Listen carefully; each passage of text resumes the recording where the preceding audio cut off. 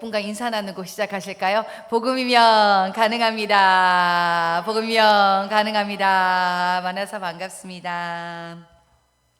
이제 오늘부터 고린도 후서가 시작되는데요. 고린도 후서는 고린도 전서를 기록한 지 약 1년 뒤 바울이 마케도니아에서 쓴 편지입니다. 그 사이 1년 안에도요, 바울과 고린도 교회 사이에는 여러 왕래가 있었지만 안타깝게도 관계가 많이 서먹해졌습니다. 왜냐하면 바울이 고린도 교회의 죄를 책망했는데 교회가 그것을 잘 받아들이지 못했기 때문입니다.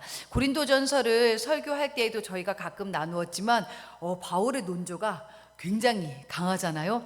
야, 이게 그 목회자가 이 정도로 말씀을 전할 수 있다라는 것은 엄청난 강단이다. 이것은 정말 사람의 눈치를 보지 아니하고 오직 하나님만 바라봤기 때문에 이 정도로, 더군다나 엄청난 사랑에 전제되었기 때문에 가능할 수 있었던 일이다라고 한번 나눴던 적이 있는데요.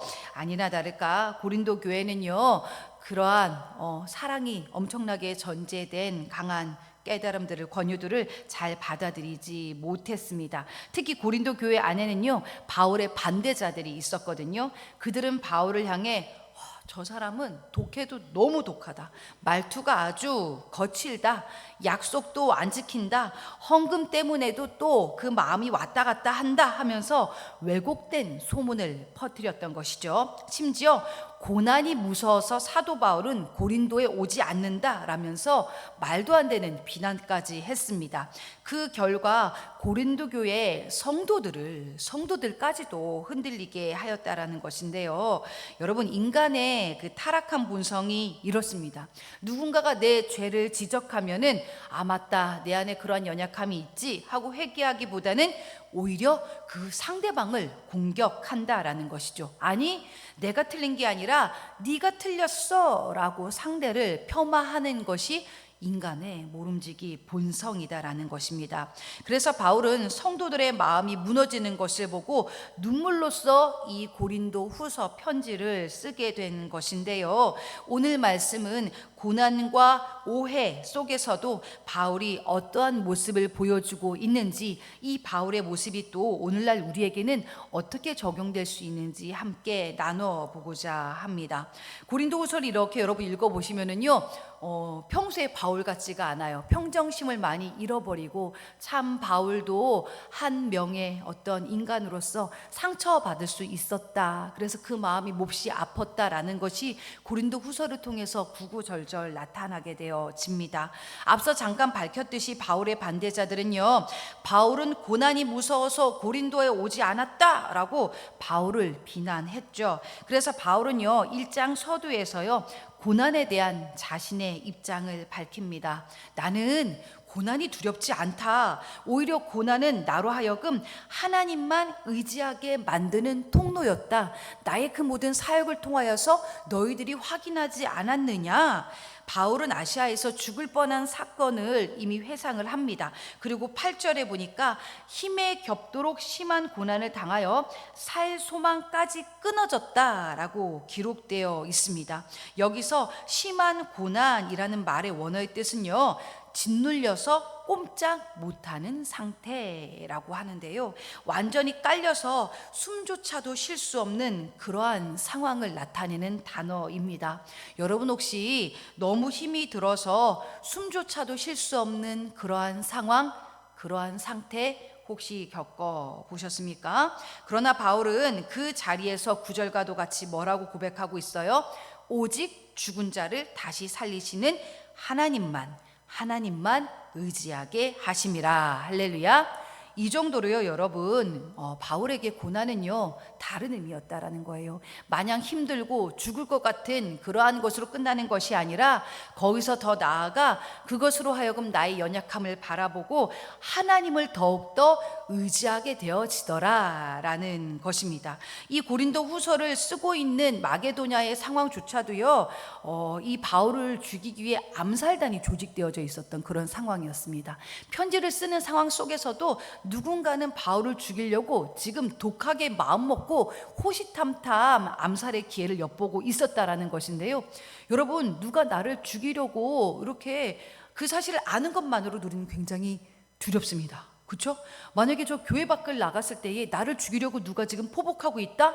그럼 여러분 두려워서 우리는 아무것도 할 수 없을 거예요. 근데요, 바울은요 그 상황 속에서도 복음 전하고 편지 쓰고 권면하고 지금 다 하고 있는 거예요. 왜 이럴 수 있었던 것일까요? 그는요 여태껏 이러한 고난이 숱하게 일어났을 뿐만 아니라 그 상황 속에서 그를 지키시고 보호하시는 하나님을 의지하고 경험했기 때문입니다. 그는 하나님을 신뢰했습니다. 오히려 그는 고난을 감수하면서도요 끝까지 복음과 성도를 위해 살아온 사람입니다.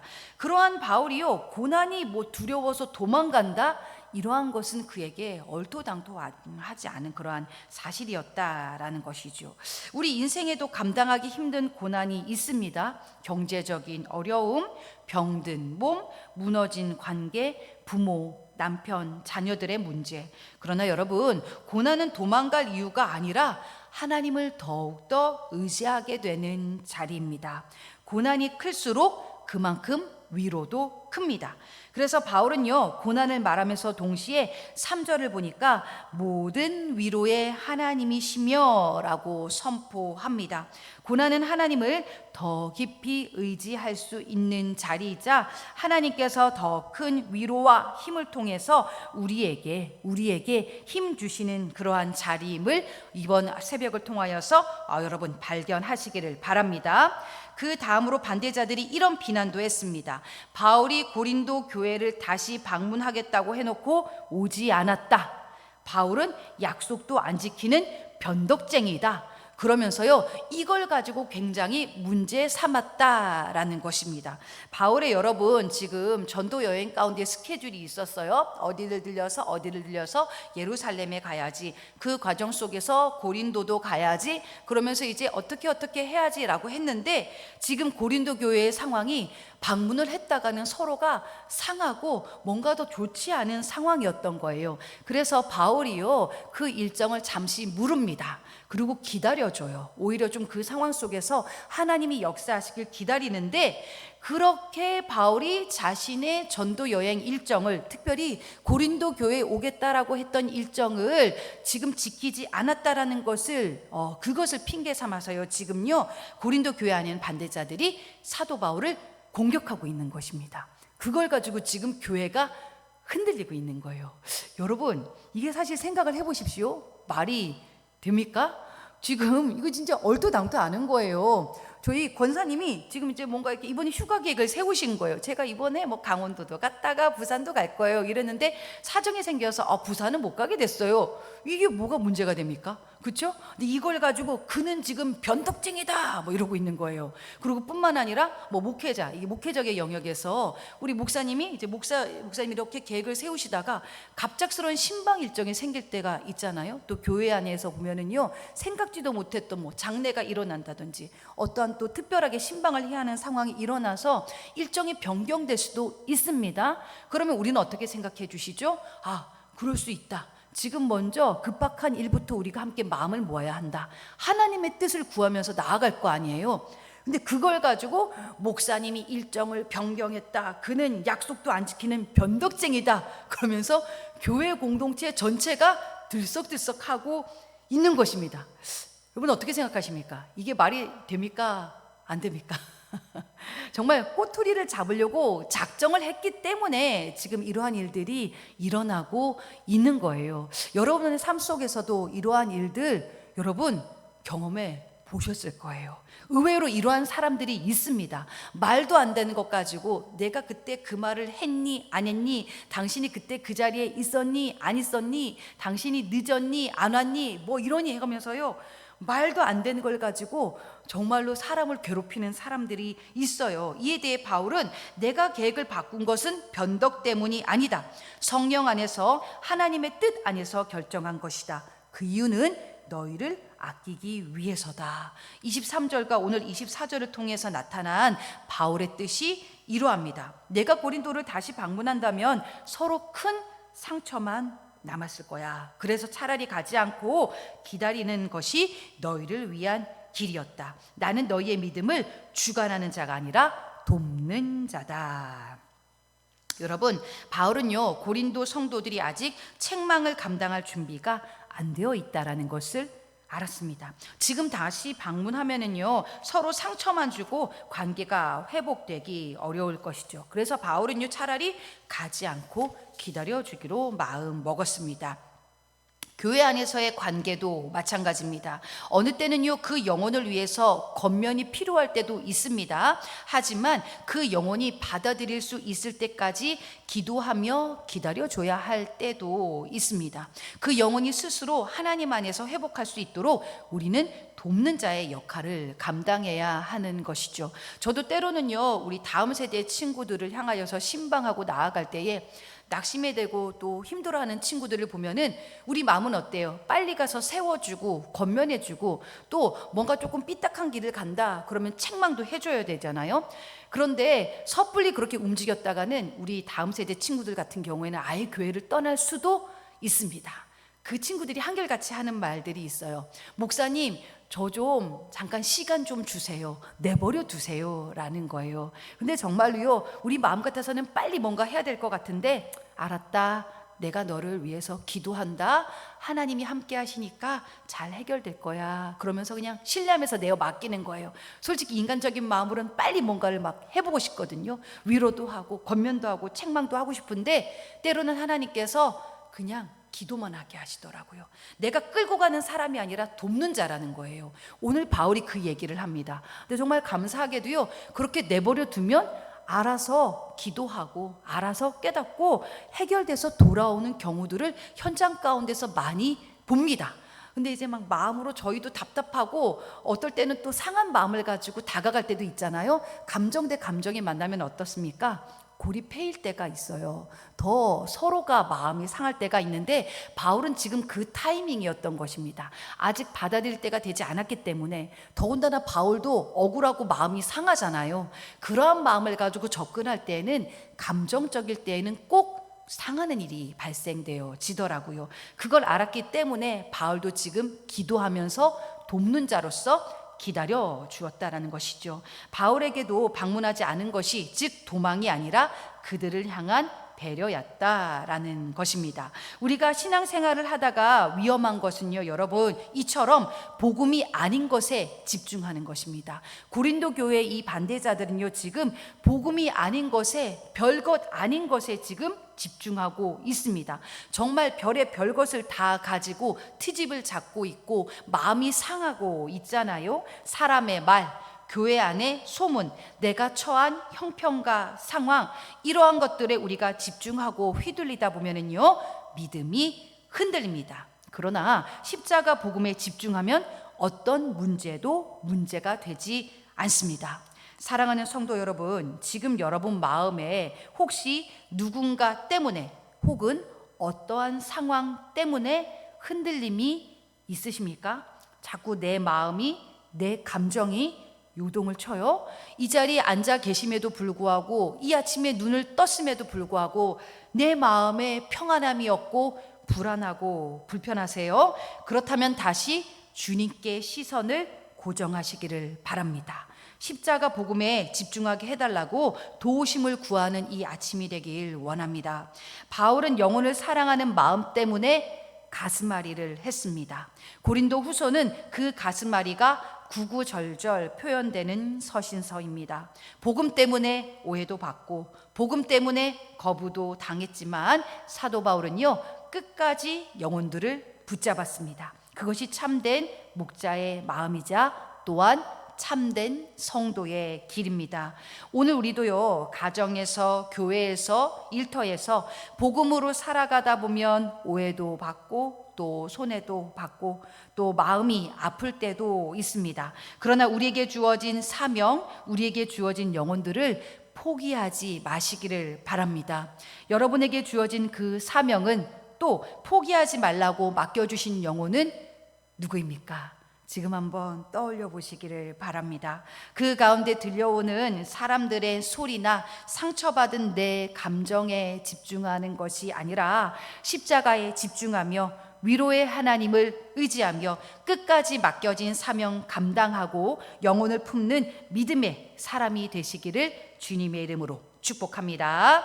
이 시간 우리 고린도 후서 1장 말씀을요, 다 같이 한 목소리로 합독하며 나아가도록 하시겠습니다. 다 같이 합독하시겠습니다. 하나님의 뜻으로 말미암아 그리스도 예수의 사도된 바울과 형제 디모데는 고린도에 있는 하나님의 교회와 또 온 아가야에 있는 모든 성도에게 하나님 우리 아버지와 주 예수 그리스도로부터 은혜와 평강이 있기를 원하노라. 찬송하리로다. 그는 우리 주 예수 그리스도의 하나님이시요 자비의 아버지시요 모든 위로의 하나님이시며 우리의 모든 환난 중에서 우리를 위로하사 우리로 하여금 하나님께 받는 위로로서 모든 환난 중에 있는 자들을 능히 위로하게 하시는 이시로다. 그리스도의 고난이 우리에게 넘친 것 같이 우리가 받는 위로도 그리스도로 말미암아 넘치는도다. 우리가 환난 당하는 것도 너희가 위로와 구원을 받게 하려는 것이요 우리가 위로를 받는 것도 너희가 위로를 받게 하려는 것이니 이 위로가 너희 속에 역사하여 우리가 받는 것 같은 고난을 너희도 견디게 하느니라. 너희를 위한 우리의 소망이 견고함은 너희가 고난에 참여하는 자가 된 것 같이 위로에도 그러할 줄을 알미라. 형제들아, 우리가 아시아에서 당한 환난을 너희가 모르기를 원하지 아니하노니 힘에 겹도록 심한 고난을 당하여 살 소망까지 끊어지고 우리는 우리 자신이 사형 선고를 받은 줄 알았으니 이는 우리로 자기를 의지하지 말고 오직 죽은 자를 다시 살리시는 하나님만 의지하게 하심이라. 그가 이같이 큰 사망에서 우리를 건지셨고 또 건지실 것이며 이후에도 건지시기를 그에게 바라노라. 너희도 우리를 위하여 간구함으로 도우라. 이는 우리가 많은 사람의 기도로 얻은 은사로 말미암아 많은 사람이 우리를 위하여 감사하게 하려 함이라.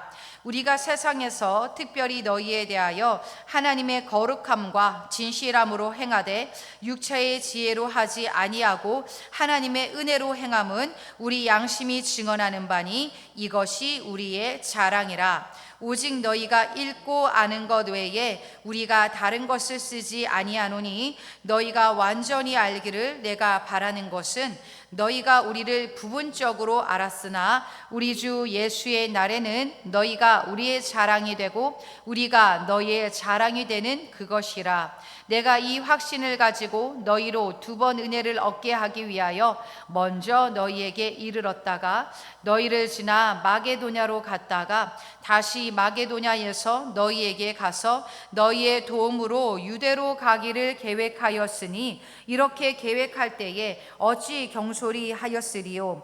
혹 계획하기를 육체를 따라 계획하여 예 하면서 아니라 하는 일이 내게 있겠느냐. 하나님은 미쁘시니라. 우리가 너희에게 한 말은 예 하고 아니라 함이 없노라. 우리 곧 나와 실로아노와 디모데로 말미암아 너희 가운데 전파된 하나님의 아들 예수 그리스도는 예 하고 아니라 함이 되지 아니하셨으니 그에게는 예만 되었느니라. 하나님의 약속은 얼마든지 그리스도 안에서 예가 되니 그런즉 그로 말미암아 우리가 아멘 하여 하나님께 영광을 돌리게 되느니라. 우리를 너희와 함께 그리스도 안에서 굳건하게 하시고 우리에게 기름을 부으신 이는 하나님이시니 그가 또한 우리에게 인치시고 보증으로 우리 마음에 성령을 주셨느니라. 내가 내 목숨을 걸고 하나님을 불러 증언하시게 하노라. 내가 다시 고린도에 가지 아니한 것은 너희를 아끼려 함이라. 우리가 너희 믿음을 주관하려는 것이 아니요 오직 너희 기쁨을 돕는 자가 되려 함이니 이는 너희가 믿음에 섰음이라. 아멘.